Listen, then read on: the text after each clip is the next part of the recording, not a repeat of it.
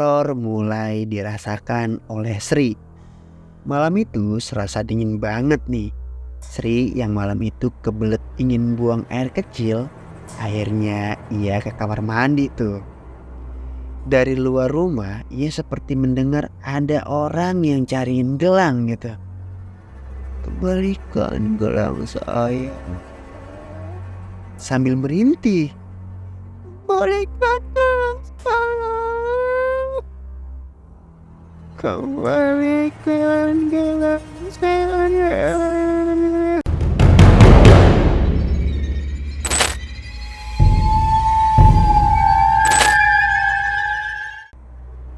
Assalamualaikum warahmatullahi wabarakatuh. Balik lagi sama gue yang akan memberikan cerita-cerita horor buat kalian yang pastinya bikin bulu kuduk kalian merinding.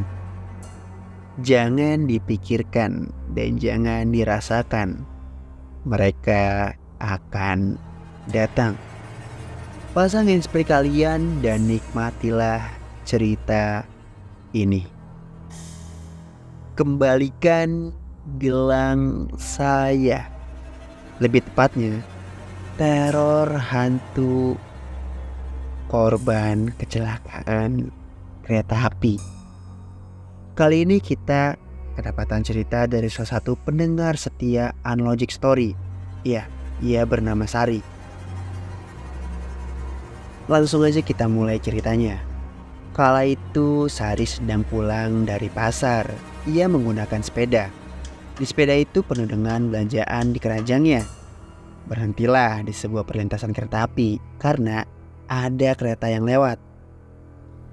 Ketika kereta itu udah lewat, dibukalah palang pintu itu. Dengan pelan-pelan ia berjalan di jalan itu. Karena jalan yang hancur, Sari pun terjatuh di perlintasan kereta api itu. Waktu itu emang gak banyak kendaraan di jalur itu. Belanjaan Sari jatuh tuh di jalur itu. Dengan buru-buru si Sari mengambil belanjaan itu. Nah, ada juga beberapa orang yang membantu Sari untuk mengumpulkan barang belanjaannya. Ketika Sari mengambil barangnya dia yang letaknya di dekat rel kereta api itu, ia menemukan gelang emas di sela-sela rel kereta api itu. Dengan diam-diam, tanpa memberitahu orang-orang sekitar, ia langsung mengantongi gelang emas itu ke saku bajunya. Akhirnya dia berterima kasih kepada orang-orang yang udah ngebantuin belanja-belanjaan dia yang jatuh untuk ditaruh lagi ke sepedanya. Akhirnya ia melanjutkan perjalanannya untuk pulang. Sesampainya di rumah, Sari mengeluarkan gelang itu. Ia masih ragu dengan keberadaan gelang itu. Apakah ini emas asli atau emas palsu? Ya udah, akhirnya ia melanjutkan masak tuh. Masak di dapur. Ketika sore tiba, pulanglah sang suami.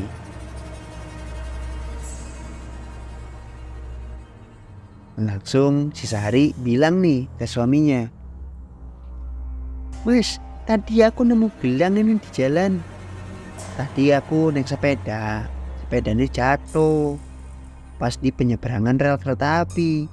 Ya udah tuh, aku dibantuin sama warga sekitar gitu untuk ambilin barang-barangku. Tapi pas aku lagi ngambil itu mas,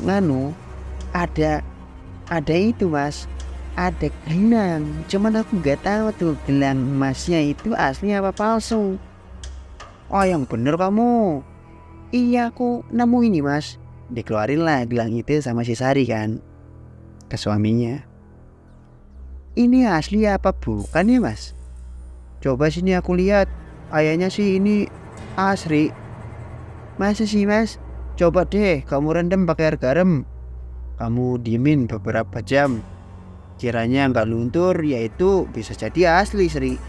Bener aja ini gelang emas nggak luntur. Tapi ada keanehan di gelang ini karena warna air garam yang tadinya bening seperti ada lunturan bekas darah. Jadi warna itu agak sedikit keruh lah warna airnya, kayak warna coklat-coklat gitu. Tak berpikir yang aneh-aneh, Sri langsung memakai gelang itu. Wih, cocok Sri sama kamu Sri.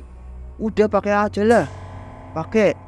Ini tak dulu mas, aku jual apa aku pakai nih? Udah kamu pakai aja Sri. Umpama nanti kalau kita butuh uang, baru kita jual. Udah kamu gak usah bilang sama siapa-siapa. Ya udah, singkat cerita, malam itu semakin larut. Akhirnya Sri menggunakan gelang itu untuk tidur. Teror mulai dirasakan oleh Sri. Malam itu serasa dingin banget nih.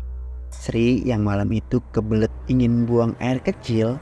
Akhirnya ia ke kamar mandi tuh. Dari luar rumah ia seperti mendengar ada orang yang cariin gelang gitu. Kembalikan gelang saya. Sambil merintih. Kembalikan gelang saya.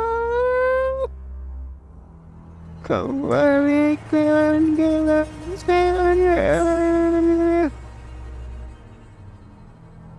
Sri yang dari kamar mandi langsung tuh cepet-cepet keluar dari kamar mandi.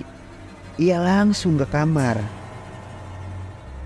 Mas, kamu denger gak? Ada yang nyariin gelang. Masa malam-malam gini kamu ada-ada aja sih Sri? Beneran aku mas. Sungguh mati aku denger tadi di kamar mandi. Sri malam itu gak bisa tidur.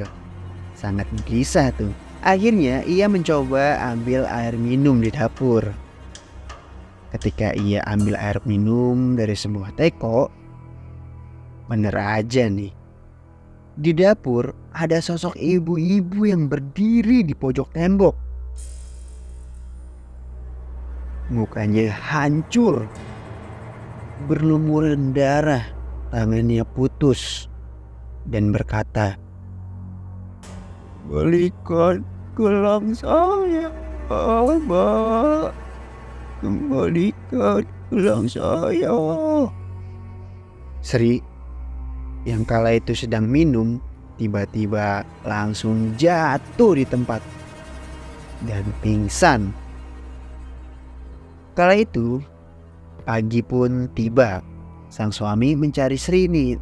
Ternyata Sri tidak ada di samping tempat tidurnya itu. Akhirnya ia temukan Sri ada di dapur. Ya Allah Sri, kamu ngapain di dapur? Bangun, bangun. Pas si Sri bangun, langsung membuang gelang itu. Ampun, ampun, ampun. Aku gak ngambil gelang itu, aku cuma nemu. Kamu kenapa Sri? Tadi malam ada hantu mas minta gelang ini. Ya Allah Sri. Yaudah kamu bangun dulu, ceritain coba pelan-pelan sama aku.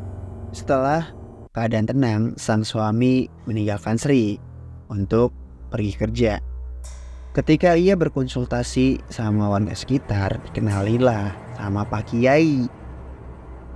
Pak, saya ini nemu emas Pak di pinggir rel kereta api, tapi saya disamperin Pak sama yang punya. Maksudnya gimana Sri?